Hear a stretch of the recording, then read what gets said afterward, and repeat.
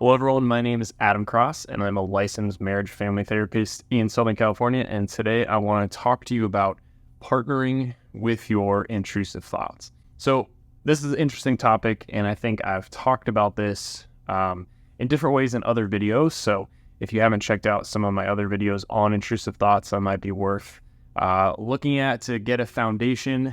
Today I want to pose this question of, can we partner? Can we actually work with intrusive thoughts? And that can sound terrifying because our intrusive thoughts are usually extremely distressing. I guess I want to put this out there too, that usually this is going to be best done with somebody else. This isn't something to do on your own. It's going to be ideal with a therapist, maybe a spiritual director, or some sort of mentor trained professional that's going to help walk with you. But what I'm getting at in terms of partnering with really distressing, scary, intrusive thoughts is that your intrusive thoughts are trying to communicate something to you. There is a part of you that is trying to alarmingly get your attention, and they are trying to alert you in a way that you can't look elsewhere, and that it really is captivating you. And there's a part of you that is doing that, distressing you, because it desperately wants you to know something. Our experience of intrusive thoughts is intrusive. It's distressing. It's terrifying. But that part wants you to understand a deep-seated fear, a deep-seated pain, a wound. And until we look at that, right, until we seek to understand why it's doing what it's doing, why these intrusive thoughts are popping up, it's probably going to keep doing that. I think in a lot of ways we can look at our intrusive thought as maybe a little kid who's screaming and maybe doing something dangerous, right, or showing us dangerous pictures, or pictures of terrible things to get our attention. And we can get mad at that kid and we can say, why are you doing this? This is terrible. Stop doing it, right? Which is our normal response to intrusive thoughts, right? Or we can really get concerned and say, why are you showing us this? Oh my gosh, what does this mean about me? What does this mean about you? Do I want these things, right? We can get really concerned. But I want to offer an alternative, right? And this alternative is largely a position of real curiosity and compassion and tenderness. If a little kid is showing us or speaking or yelling really distressing and alarming things, I think we can say, like, well, what's going on with this guy? What's going on with this kid? What does he want us to understand?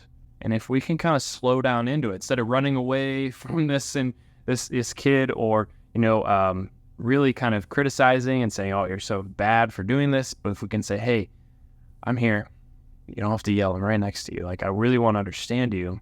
What does that part of us that's giving us intrusive thoughts want us to know and understand and look at, right? And again, it might help to do this with somebody. Probably does. But to seek to understand with curiosity and even a non-judgmentalness, why am I having these intrusive thoughts? What am I afraid of? Right? And maybe it is something like a deeper seated or underlying fear of rejection. Maybe I'm telling myself, oh my gosh, I'm going to hurt my college professor, and there's an intrusive thought about that because you're afraid you could be rejected because your college professor reminds you of your dad or your mom or whoever it may be. Like, there is something going on there that is worth us slowing down and looking at. And this approach to intrusive thoughts that says, wow, you're terrible, this should stop, this needs to go away. I mean, those are valid feelings, right? These are very hard things to have in our minds and occupy our focus. But there is something so valuable to slow down and seek to understand. Okay, you're really trying to get my attention. What do you want me to know? You're afraid I'm going to hurt others? Yeah, wow. That would be so scary, to be rejected, to be a pariah in society, do something so heinous. Wow, where does that fear of rejection or being an outcast, where does that come from? Or you're afraid I'm going to hurt myself, right? Maybe it's an intrusive thought about self-harm or suicide. Okay, like, wow, why are you afraid that I'm going to hurt myself? It sounds like it's really scary that I might not respect my own life or protect my own life, or where have I learned that I might not be safe? So seeking to understand these fears, seeking to understand this part of us that's giving us intrusive thoughts, partnering with this is a way towards healing. And to credit, a lot of this partner approach instead of an antagonism goes to, parts work, internal family systems, which I will leave you to do a deep dive in. And I've talked a little bit about in other videos, but it's looking at parts of us as good, as made in the image and likeness of God. You are made in the image and likeness of God. And so this part of you that is giving you intrusive, scary thoughts, it's worth seeking to understand. It's still good, but it's going about things in a distorted way.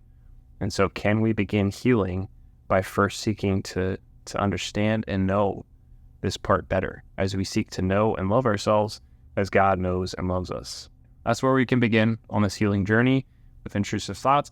Maybe it's a huge shift in how you think about your intrusive thoughts, but please let me know your thoughts. Let me know your comments, questions. I'd love to hear what comes up in regards to this, because I know it's such a charged topic. It's such a hard topic because intrusive thoughts are so distressing and scary and angering and hurtful. And so I want to know what you think about partnering with intrusive thoughts to heal them. But thanks for watching. God bless, and I'll see you next time.